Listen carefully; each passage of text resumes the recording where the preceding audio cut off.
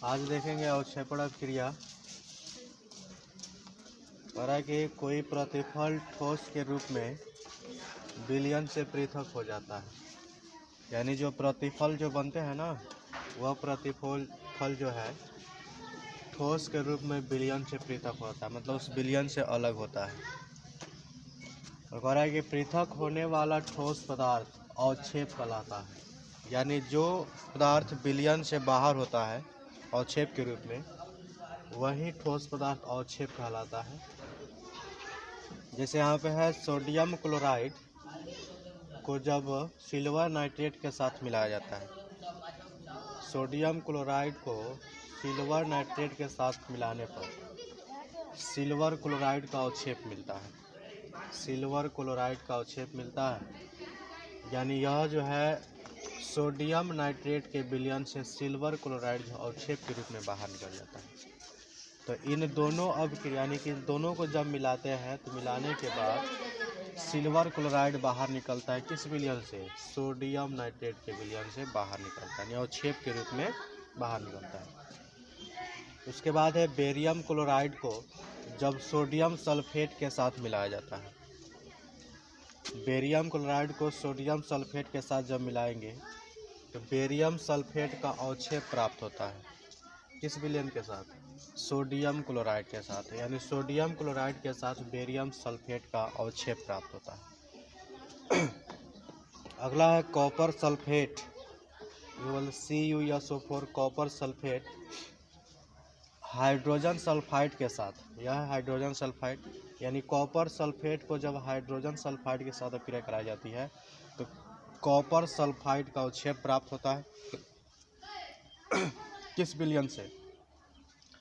तो H2SO4 यानी sulphuric अम्ल से। यानी इन दोनों को जब मिलाते हैं तो किसका अवक्षेप मिलता है? कॉपर सल्फाइड का अवक्षेप मिलता है। किसके साथ? तो सल्फ्यूरिक अम्ल के साथ। यानी यही एक ऐसा अभिक्रिया है जिसमें किसी पदार्थ को मिलाने पर या अभिक्रिया कराने पर ठोस पदार्थ जो है विलयन के रूप से अवक्षेप बनकर के बाहर निकलता है। ठीक है, तो इसलिए उसको बोलते हैं अवक्षेपण अभिक्रिया। क्या बोलेंगे? अवक्षेपण अभिक्रिया। यानी वैसी विलयन या वैसी अभिक्रिया जिसमें कोई प्रतिफल ठोस के रूप में विलयन से पृथक होता है। पृथक होने वाला ठोस पदार्थ अवक्षेपण कहलाता है। तो ये सभी अभिक्रियाएं हैं जिसमें यह अवक्षेप के रूप में बाहर निकले हैं या विलयन के रूप में, विलयन से जो है ठोस के रूप में अवक्षेप बन करके बाहर निकलते हैं। यही है अवक्षेपण अभिक्रिया।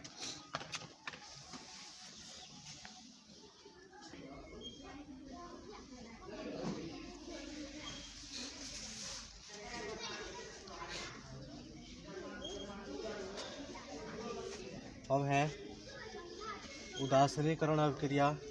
उदासीनीकरण अभिक्रिया वैसी अभिक्रिया है जिसमें जो है कोई अम्ल जो है किसी भस्म के साथ अभिक्रिया करके लवण और जल बनाता है। यानी अभिक्रिया के दौरान जल का निर्माण होता है, यानी इस अभिक्रिया में जल बनता है, इसलिए इसको बोलते हैं उदासीनीकरण अभिक्रिया। कह रहा है कि अम्ल किसी भस्म के साथ अभिक्रिया करके लवण तथा जल बनाता है। यानी इस अभिक्रिया के दौरान कोई अम्ल जो है भस्म के साथ अभिक्रिया करके लवण और जल बनाता है। जैसे यहाँ पे है